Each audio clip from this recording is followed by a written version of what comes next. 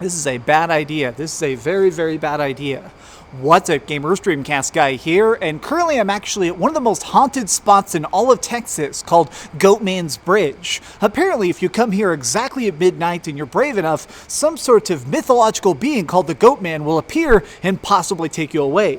And it's about to be midnight, and I am honestly terrified right now, so let's just try and talk about something to calm myself down. Perhaps let's dig into the best of the best when it comes to great frights and nightmares, the games that manage to give you that real big impression that something is deeply wrong.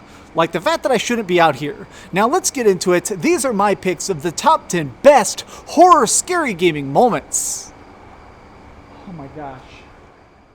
Number 10. More ropes. When it comes to horror games in general, it seems like one of the major aspects that people love to heap praise on is actually the visuals. How they manage to design some particularly ghastly monsters, or the creepy spirits that pop out and give you a fright. Whereas, where I believe that Fatal Frame as a series really managed to excel in an area that nobody else could master is really in its sound. Just listening to the audio of this game is really going to freak you out, but there's nothing that manages to be more completely unnerving than the fact that when you start encountering the earliest spirits, the ghosts that are trapped in this giant haunted house, you hear them moaning. Each of them manages to complain about the ropes that are ripping them apart and tearing them down, and just hearing their actual words of the people who have been caught in the same trap that you're currently inside of is just such a nightmare-inducing piece of perfection. Number 9. Hide and seek. At some point during all of our lives, there's a good chance you've played some hide and seek. I mean, it's such a simplistic game. You try and find some place to tuck yourself that's out of the way, and then whoever's it has to try and search you out, and if you're spotted, then you lose. Well, Outlast had some DLC called Whistleblower that managed to take the scares of that game and really crank them up. It managed to create even more monsters, even more twisted psychedelic freaks that are trying to track you down, but it also manages to even create its own psychopathic version of hide and seek, where at one point there's a gentleman who calls himself the Groom who is trying to track you down and make you his bride in the surgical manner. It is so demented and so terrifying as you try and scramble to find any locker to cram yourself in or a cabinet to duck through, because if you get grabbed, it is going to be the ultimate of game overs. And honestly, it's one of those things that even now, after having played this game a couple years ago, I still occasionally just have it run through my head and shake with fright. Number 8. The Forest. There are certain names in horror that are just always going to be famous. People like Hellraiser and Pyramid Head, and of course things like Jason Voorhees. But one that's a lot more recent is definitely Slender Man. Now, on the surface, he's not particularly scary, he's just kind of unnerving. His physical appearance is just a tall man in a suit with no face who seems like he's trying to stalk you through the darkness, but that itself isn't really that different. But his first game, it really kind of launched him into legendary status. It was called Slender Man the 8 Pages, and had a very simplistic premise. You're trying to find these creepy drawings, and if you manage to find 8 of them, you get to escape. But if you get caught while you're trying to find them, well, then you're going to die a terrible death. Now, what's great about this game is it's actually just super basic. It's just so straightforward. It's you in the woods hearing the crunch of leaves and seeing the coldness of your breath, and if you just manage to make one wrong move, well, then this giant creature is going to rip you to shreds. I like it because it leaves you a lot of room in your imagination and makes it where when you do eventually get that grabbing feeling, well, it's going to make you scream even if you try not to. Number 7. Evil clones. One thing that game developers seem to have an incredible amount of difficulty with is trying to make it where you can feel strong and weak at once, giving you a gun and a lot of bullets, but still managing to make you just sort of tremble as you keep your finger on the trigger. But one game that did that exceptionally well was F.E.A.R. This was a game that sort of had a psychological element to it, with all sorts of things like mind control and ghosts, but what really managed to get the most under my skin personally was the fact that the game is really kind of all about these evil clones that are being mind controlled, and they're actually intelligent. These are monsters, but they're monsters that will talk to each other and try different tactics, and really seems like they take a great amount of joy out of murdering you. I like this game a lot because it doesn't just manage to do jump scares and really cheap thrills, it manages to put you in a box and tell you, there's the exit, now earn it, and nobody else has really managed to replicate that perfection. Number 6. Opera House.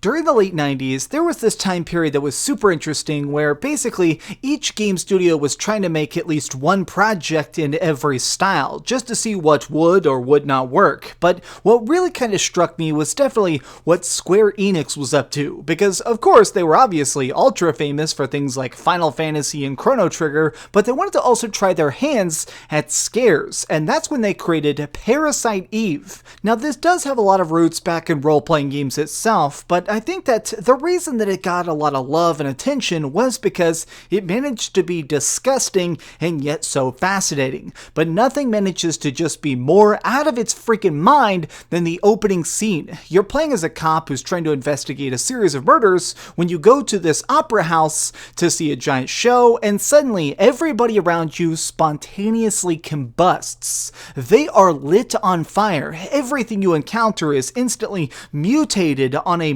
microbiotic level. It's a game where literally science is the devil. It's so nice to actually see a game that tries to explain its monsters in such a macabre fashion. I beat this game so many times, and even now, seeing the transformations in this really freaking dark and twisted opening is something that manages to stick in my brain for eternity. Number 5. Fallen City. Now, I'm sure you've already picked up on this, but each of the games I've selected for this video are certainly things that manage to really kind of push you outside your comfort zone in a unique style. But I had to put Zelda on here for a very different reason, which is that it manages to scare you in a way that you probably don't expect, which is that Zelda Ocarina of Time, it's actually a pretty bright game. It has nice side quests, it's got fun collectibles, and it's got some really good art, especially for its time period. But it also has a very dark turn to it, which is that the opening of the game, you're a kid, you're trying to go on your own little adventure and collect items, and suddenly you're thrown into the distant future, and while you're here, you're suddenly told that the world has already been lost, and the only way to actually restore it is to defeat Ganon here, where he's already strongest. But as soon as you actually appear in this horrible twisted future, the first thing you see is an already destroyed planet. You see that Hyrule has fallen, and that's when you see these twisted things called redeads wandering through the city, and if you even get close to them,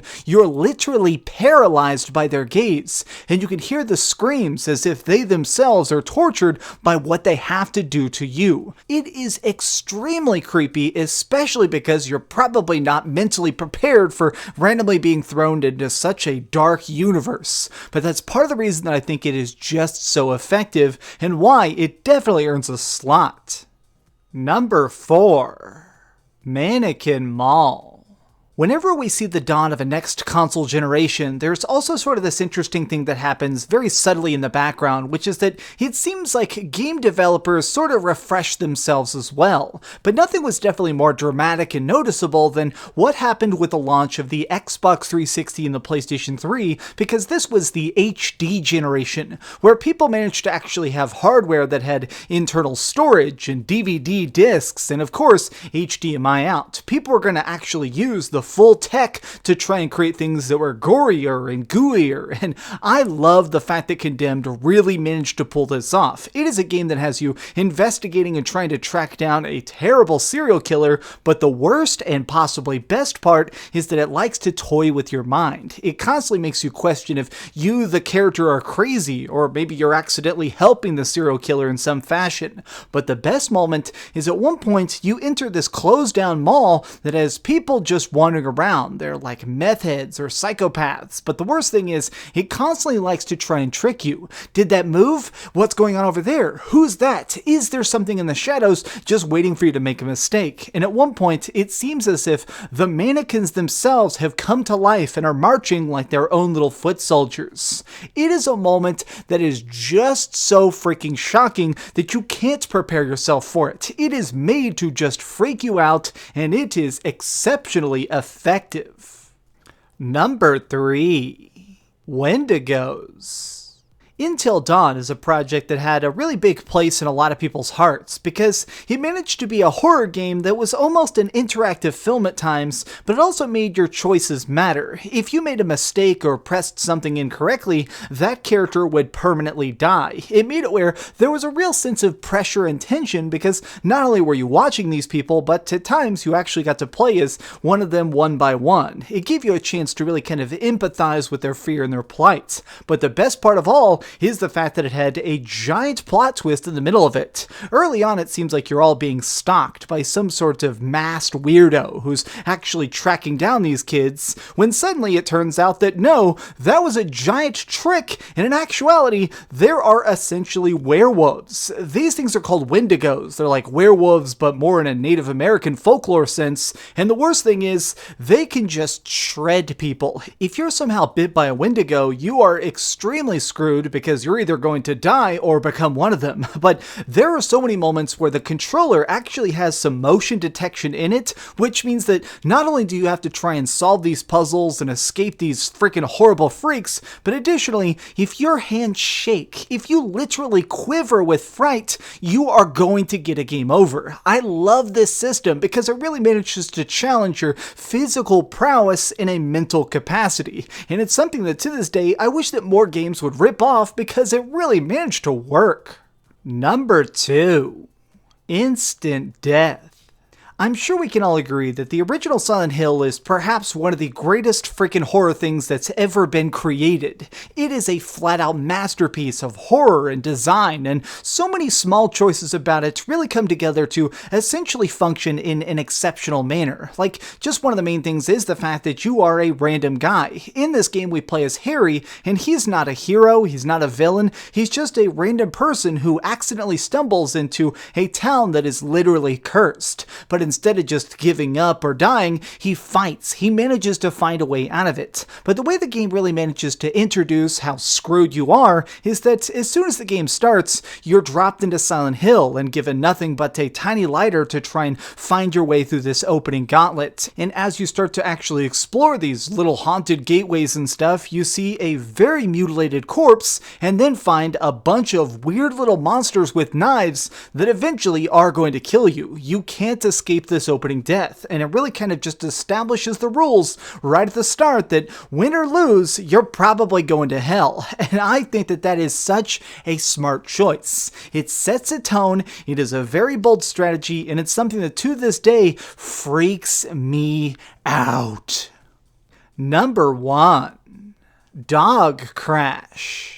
If there's one thing that I actually kind of hate, it's jump scares. I just feel like they're kind of cheap and they're used so much. They don't feel like they have that nice setup and punctuation. It just seems like something that really lazy people kind of throw out to make you get startled instead of properly scared. But I feel like the game that started off and did it, the first game that really managed to pull off the perfect jump scare was definitely Resident Evil 1. In this, you're introduced to the characters, you're kind of seeing how screwed they are, but then you're sort of just set set free. You're allowed to actually go out here and see the Spencer Estate, this giant spooky mansion filled with walking, shambling undead. But as soon as we start to really get a grasp on the controls and how we're going to reload guns, suddenly the game kind of just says, oh wait, screw you, by throwing a freaking zombie dog through the window at about 1,000,000 miles an hour. The technology and just the particle effects of watching each little sliver of glass pop out in this really subpar HD graphics, it still manages to affect you. It basically tells you,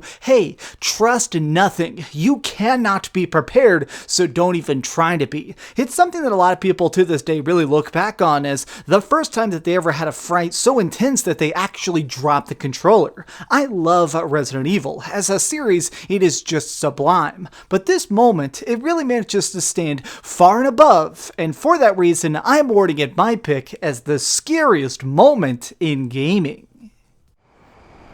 Did you survive that video? Did I? Okay, well then give this video a like and share it with your friends, and if you enjoyed it, please hit subscribe and I'll love you a bunch. I am getting the hell out of here. Oh, keep dreaming, keep dreaming. Thanks so much for watching that video. If you want to see something else, you can always click this link to see what I put up last, or, subscribe and see what's coming up next. Also, I promise that whatever I do, it'll try not to suck.